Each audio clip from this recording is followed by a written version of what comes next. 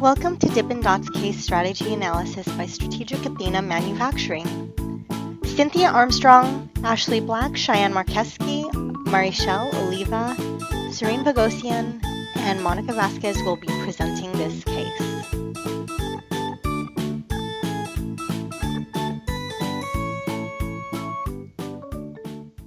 Hey everyone, this is Monica Vasquez.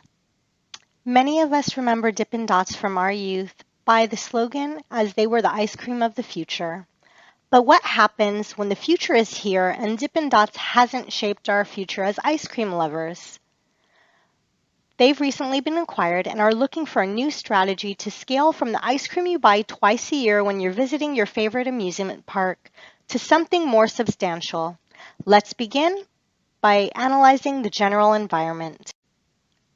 As we know, there are several factors in the general environment that can have a major impact on any firm's strategy.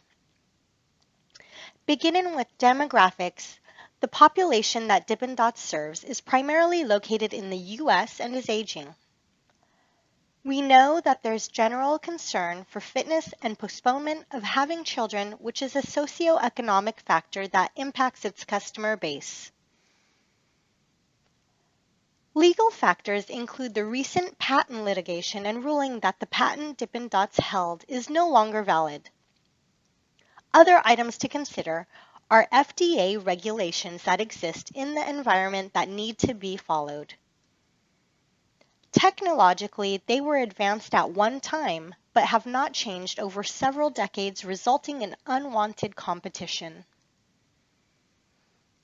In addition, they could be at risk as there were industry giants dominating the field, buying into U.S. firms. Finally, Dippin' Dots also faced pressure on a global level as it was operating internationally and faced competition outside the U.S. as well.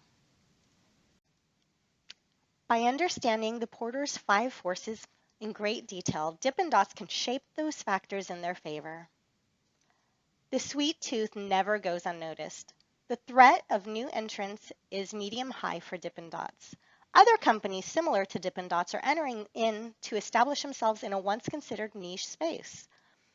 One high-level threat is because the industry has low barriers to entry, and another is that they have lost their patent, which means additional copycats can come into play. But there's a high initial investment at low profit, which offsets these two barriers.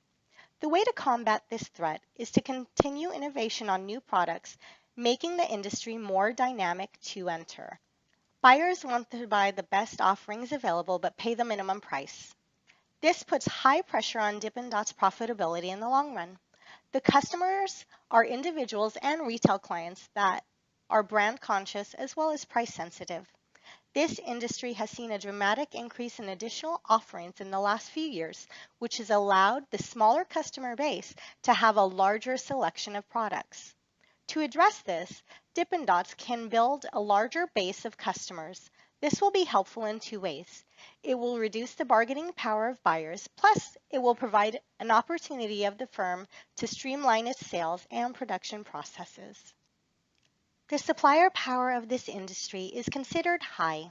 For example, there is no substitute for the nitrogen needed to produce Dippin' Dots. If there were to be a large commodity shift on nitrogen, Dippin' Dots does not have any way to combat this issue. The same can be said for dry ice needed for distribution. One way to address this would be for Dippin' Dots to look at designing products with different materials such that if raw material price changed, the company would have agility to move to a different material in production.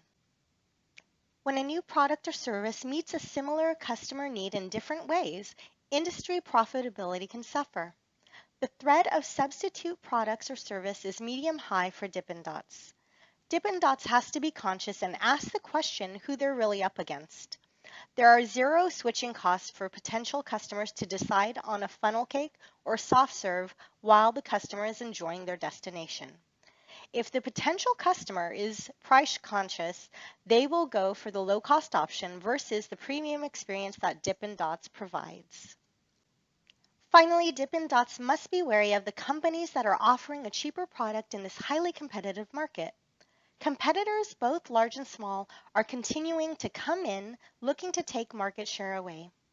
They currently have a low market concentration in low growth industry where everyone is in a battleground for market share. Now, I'd like to introduce Mary Shell, who will be covering the problem and growth opportunities.